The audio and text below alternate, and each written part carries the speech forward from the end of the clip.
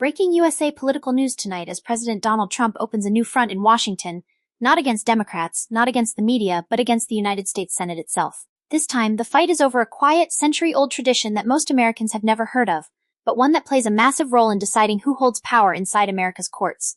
It's called the blue slip, and Trump wants it gone. At first glance, this may sound like inside the Beltway drama, but this battle reaches far beyond Capitol Hill. It affects who becomes a federal judge, who prosecutes major criminal cases, how immigration laws are enforced, and how much control a president truly has over the legal system. And that is why this story has triggered rare pushback, not just from Democrats, but from Trump's own party. Over the past year, Trump has openly criticized Republican senators, including powerful committee chairs, accusing them of blocking his nominees and standing in the way of his agenda. In private meetings and public statements, his message has been blunt. The Senate should stop using traditions that limit presidential authority. But the response from the Senate has been equally clear. Republicans and Democrats alike are drawing a firm line and saying no. What makes this moment especially striking is that this is not a partisan fight in the usual sense. This is an institutional fight. It is about whether the presidency should gain more power over the courts, or whether the Senate should continue acting as a gatekeeper, even when the president is from the same party. This confrontation didn't explode overnight. It has been building quietly, fueled by stalled nominations, internal Republican disagreements, and a growing sense inside Congress that once a tradition like this is destroyed, it may never come back. And for many senators, the risk is not worth the reward. To understand why Trump is so angry and why the Senate is refusing to bend, we need to understand what the blue slip actually is, where it came from, and why it has survived wars, political realignments, and dozens of presidencies. That's where this story really begins. The blue slip tradition is one of those unwritten rules in Washington that operates quietly, but carries enormous power. It dates back more than 100 years to the early 20th century, around the time of World War I. While it is not part of the Constitution and not written into federal law, it has shaped the American judicial system for generations. Here's how it works. When a president nominates someone to become a federal judge or a U.S. attorney, that nomination goes to the Senate Judiciary Committee. Before the committee moves forward, it sends a blue-colored form, known as a blue slip, to the senators from the nominee's home state. If those senators return the form with approval, the nomination can proceed. If they refuse to return it, the process often comes to a complete stop. For decades, both Republicans and Democrats have treated this tradition as a form of mutual respect. It gives senators a say over who holds powerful legal positions in their states. It also forces presidents to consult with lawmakers, negotiate behind closed doors, and sometimes compromise on nominees. Supporters of the blue slip argue that it protects states from having judges imposed on them by Washington without local input. They say it encourages cooperation and prevents extreme or unqualified nominees from slipping through the process. Critics, however, argue that it allows individual senators to abuse their power and block nominees for purely political reasons. What's important to understand is that the blue slip has survived because both parties have found it useful. When one party controls the White House and the other controls the Senate, the blue slip becomes a powerful weapon. And even when the same party controls both branches, senators often see it as protection for their own influence. This is why attempts to eliminate the blue slip have repeatedly failed in the past. Every time a president pushes too hard against it, senators begin thinking not about today, but about what happens when the other party is back in power. And that calculation is now at the center of the standoff between President Trump and the Senate. President Trump's frustration with the blue slip tradition moved from irritation to open anger after a series of stalled nominations that hit close to home. The most notable cases involved two U.S. attorney nominees, Alina Habba and Lindsay Halligan, both of whom had professional ties to Trump and had served as his attorneys at different times. These nominations were meant to place trusted allies into powerful legal positions. U.S. attorneys are not just prosecutors. They are key figures who decide which federal cases move forward, how aggressively laws are enforced, and how federal priorities are carried out at the local level. For Trump, these appointments were strategic and personal. However, the blue slip tradition became a roadblock. Home state senators declined to return the slips, effectively freezing the nominations without a public vote or dramatic rejection. From Trump's perspective, this was proof that the system was being used not for fairness but for obstruction. Behind the scenes, Trump reportedly vented his frustration to Republican senators, questioning why his own party would allow a tradition to limit a Republican president. Publicly, his tone became sharper. In late-year remarks from the Oval Office, Trump argued that the blue slip made it impossible for him to govern fully, especially when it came to appointing judges and prosecutors. What made this moment different from past complaints was the directness of Trump's challenge. He wasn't asking for flexibility or reform. He was calling for the tradition to be scrapped entirely. That demand placed Republican senators in an uncomfortable position: side with their president or defend an institutional rule that protects their long-term power. As Trump intensified his pressure, Senate leaders realized this was no longer just about a few nominations. It had become a test of authority, loyalty, and the balance of power between the executive branch and the legislative branch. The response from Senate Republicans was swift, firm, and unusually unified. Despite pressure from the White House, key Republican senators made it clear they were not willing to dismantle the blue slip tradition, even for a president from their own party. For many of them, this was not about Donald Trump as an individual, but about protecting the Senate as an institution. At the center of this resistance was Senator Chuck Grassley of Iowa, the Republican chair of the Senate Judiciary Committee. Grassley has long defended Senate traditions, and the blue slip is one he views as essential to maintaining balance in the confirmation process. Rather than backing down, Grassley emphasized that the committee was processing nominations at a historic pace and that the system was working as intended. Grassley pointed out that nearly 1/5 of all confirmed nominees in the past year moved through his committee, signaling that Trump's nominees were not being universally blocked. He stressed that delays were often due to missing paperwork or incomplete submissions from the White House and the Department of Justice, not Senate obstruction.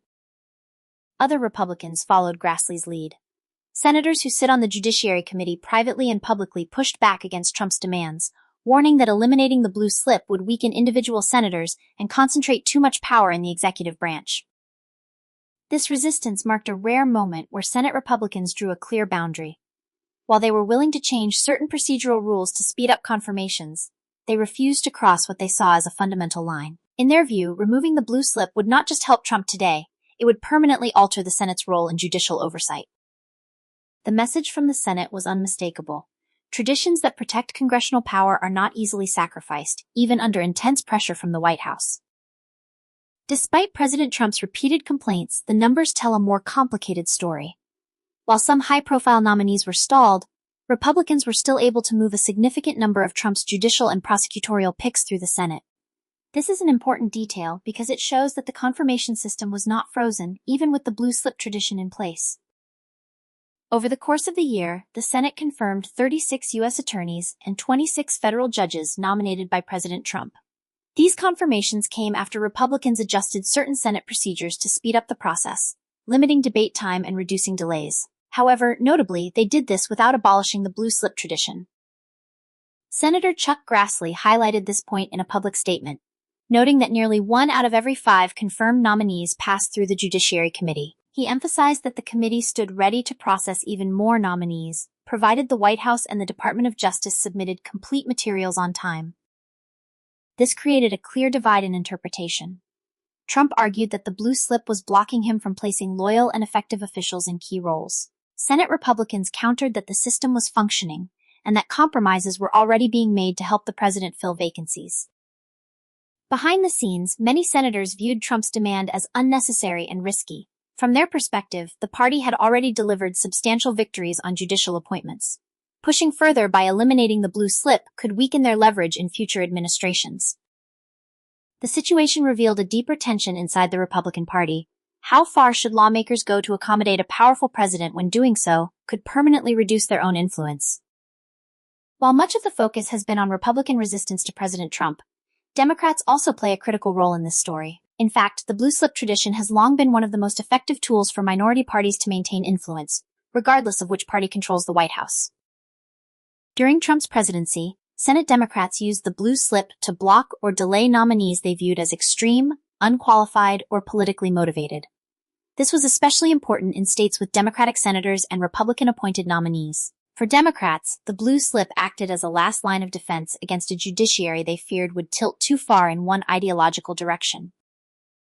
At the same time, Democrats did not use the blue slip uniformly. In several cases, they chose cooperation over confrontation. One of the clearest examples came from Minnesota, where Democratic Senators Amy Klobuchar and Tina Smith returned their blue slips for Trump's U.S. Attorney nominee Daniel Rosen. Senator Smith explained her decision by saying that setting aside political differences was sometimes necessary when a nominee was broadly respected and seen as qualified. Her comments highlighted an important reality. The blue slip is not always used as a weapon. In some cases, it serves as a filter that encourages consensus and professionalism. Democrats are also well aware of history. When President Joe Biden was in office, Republicans used the same tradition to block several of his judicial nominees, effectively ensuring that Trump would inherit multiple vacancies once he returned to office.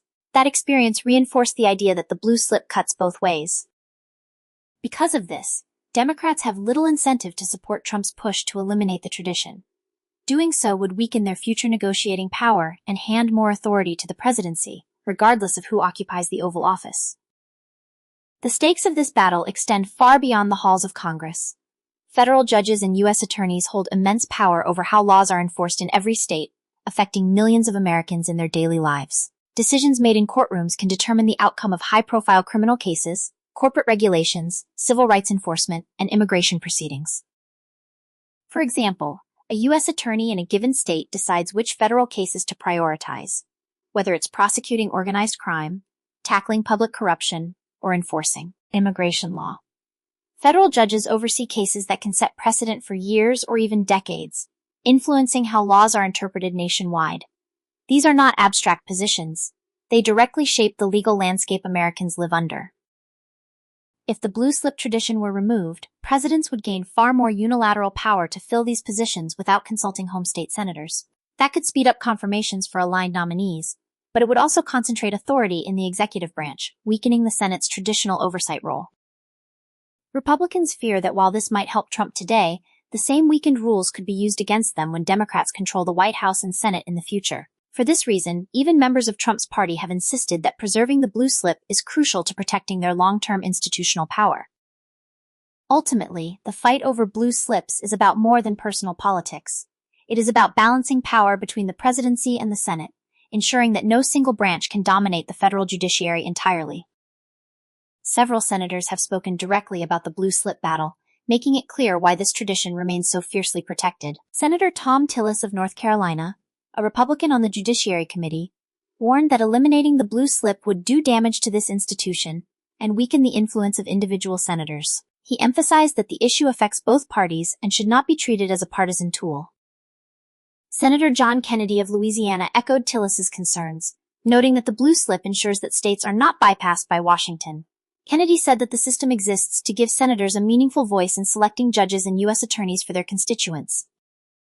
Even Senate Majority Leader John Thune of South Dakota, a close ally of Trump, defended the tradition. He cited South Dakota as an example where the blue slip worked to the advantage of both parties. Democrats wanted both judicial vacancies filled by Democratic nominees, but through negotiation, the state ended up with one Democratic and one Republican judge. Thune argued that this shows how the process can balance interests and maintain fairness. Democratic senators also acknowledged the power of the tradition. Senators Amy Klobuchar and Tina Smith in Minnesota returned their blue slips for Trump's nominee Daniel Rosen because he was widely respected and seen as qualified. Klobuchar and Smith's decision highlights that while the blue slip can block nominees, it can also promote consensus when a nominee meets broad standards of professionalism. Experts note that this debate over the blue slip is not just procedural. It reflects a broader struggle over control of the federal judiciary, a branch of government with life-tenured judges whose decisions shape national policy for decades.